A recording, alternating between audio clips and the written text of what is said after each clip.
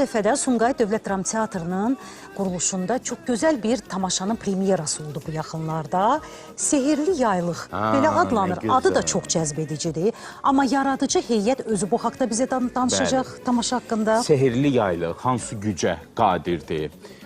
Kimin başına nə oyunlar açıb, kimi keçmişə gələcəyə aparıb gətirib. Kadrlarda diqqət çəkən yeri gəlmişdir. Maraqlıdır. Dinamika dolu bir tamaşadır və sizi yaradıcı kollektivlə tanış edəcək. Tamaşanın quruluşçu rejissoru Fuad Cavadzadə, əməkdar artist Elmira Kərimova, aktyor Elay Xasiyev.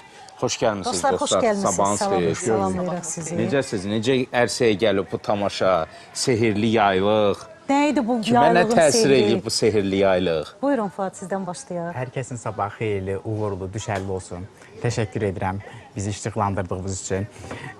Bu tamaşa Sumqayıt Dövlət Dram Teatrının yaradıcı heyəti ilə birlikdə bizim ərsəyə gətirdiyimiz balaca teatr sevərlərimiz üçün, dostlarımız üçün. Az yaşlı tamaşaçılar üçün. Bəli, balaca teatr sevərlərimiz üçün bir fantastik, sehirli, maraqlı bir uşaq tamaşasıdır. Belə deyək ki, Kərim Həsənovun Sehirli Yaylıq piyesi əsasında səhnələşdirilən eyni adlı tamaşadır ki, Sumqayıt Dövlət Dram Teatrının yaradıcı heyəti ilə ərsəyə gətirdik və bu yaxınlarda may ayının 18-i tamaşamızın premyerası keçirildi və teatr sevərlərimiz tərəfindən, eyni zamanda balaca dostlar tərəfindən çox gözəl qarşılandı, teatrın repertuarına daxil oldu. Eyni zamanda orada rol alan aktyorlarımızın ikisi buradadır ki, tamaşa haqqında danışarlar sizin üçün. Əsas qəhrəman kimdir? Əsas qəhrəmanımız bugün burada bizim aramızda deyil, amma Yaylığı Eldardır. götürüb qaçıb deyək. Bəli, Sehirli Tamaşada Yaylıq. truppa böyükdür. Bəli, əslində biz bir ay ərzində bu tamaşanı ərsəyə gətirdik və nəzərə almalıyıq ki, teatrın truppası çox genişdir və işləməlidir. Onun üçün uşaq tamaşaları bəzən bir günə 2 və 3 seans salındığı üçün teatrın truppasını işlətmək üçün bir aya biz 3 heyətlə tamaşanı hazırladıq və 3 heyətlə tamaşanı təhvil verdik. Ona görə bəziləri burada iştirak eləmir, amma ümumilikdə mən bu tamaşanın ərsəyə gəlməsində teatrın rəhbərliyi Samir Şəfiyev başda olmaqla, teatrın baş rejissoru, xalq artisti Firidun Məhərrəmov başda olmaqla Sumqayıt Dövlət Dram Teatrının bütün yaradıcı və texniki heyətinə özlərinin təşəkkürümü və minnətdarlığımı bildirirəm. Biz də təşəkkür edirik. Elmira xanım, buyurun, başlayaq sizdən. Sabahınız xeyir olsun, Sabahınız xoş gördük xeyir. sizləri, əziz tamaşaçılarımızı.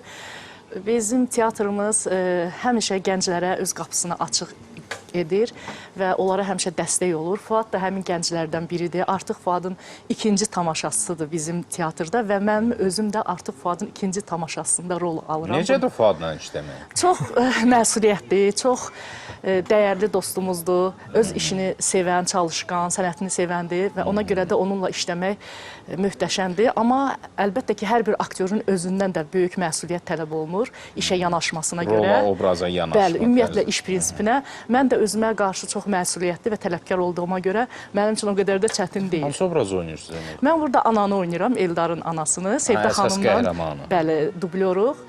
Əsas qəhrəman anasını oynayıram. Kadrlardan çox zəngin, dinamika dolu bir tamaşadır və hiss olunur ki, xoreografik hərəkətlər, sonra musiqi var orada tamaşada. Bəli, mən yeri gəlmişkən efir vasitəsilə efirdən istifadə edib tamaşanın quruluşu rəssamı Nizami Dadaşevə, musiqi tərtibatçısı Zaur Rəşidova, xoreografımız Kamil Ağazadəyə dərin təşəkkürümü və minnətdarlığımı bildirirəm. Təşəkkür edirik. Orada musiqi varsa Elay da olmalıdır orada mütləq. Salamlayıram sizi. Yenidən doğma stüdiyada, doğma ocaqda olmaq çox xoşdur. Və Mədəniyyət kanalı mən həmişə deyirəm ki, bizim sənət ocağımızdır. Çünki ilk baxışdan, yəni böyük tamaşası auditoriyası tərəfdən teatr bir o qədər kütləvi şəkildə gündəmdə olmasa da, amma Mədəniyyət kanalının hər zaman diqqətindədir, hər zaman da gündəmindədir. Xüsusilə teatrlar, xüsusilə də tamaşalarımız. Mən bunun üçün təşəkkür edirəm sizə, var olun. Və ümumiyyətlə bu kanalda olmaq, iştirak eləmək özü bir səviyyədir, özü bir yüksək bir mənəvi pillədir ki, insan burada danışmağı bacarmalıdır, insan burada, yəni Mədəniyyət kanalı var olsun, var olsun. Və keçək tamaşamıza Fuad Cavadzadənin quruluşunda gözəl bir tamaşa ərsəyə gəldi. Düzdür, bu tamaşa balaca tamaşaçılarımız üçün nəzərdə tutulur, amma mən sizi inandırım ki, siz də bu tamaşaya bir-iki dəqiqə baxsaz, axıra qədər baxacaqsınız. Orada özümüzə aid olan mesajı mütləq tutacaq. Bəli. Mən burada sizin sözünüzə qüvvət, Nailə xanım, bu çox dinamik bir tamaşadır.